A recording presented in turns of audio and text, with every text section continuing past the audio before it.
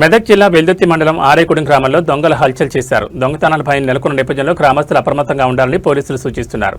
మెదక్ జిల్లా వెల్దుర్తి మండలంలోని ఆరేగూడెం గ్రామంలో అర్ధరాత్రి దొంగలు హల్చల్ సృష్టించారు.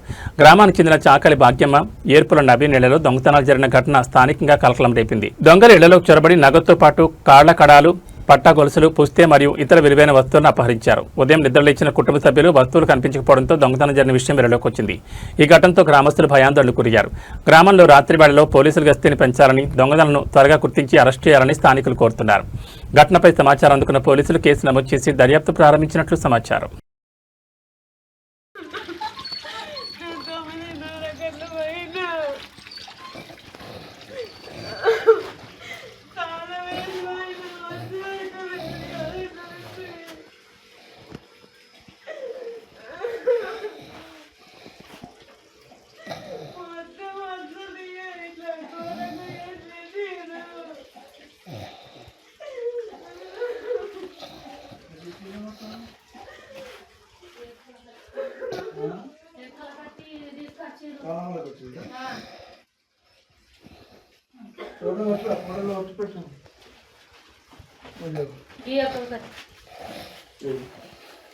కూరాడకుండా తీసుకురా, కూరాడకుండా ఎలా ఏముంటుందని కళ్ళ పెట్టుకుంటారు.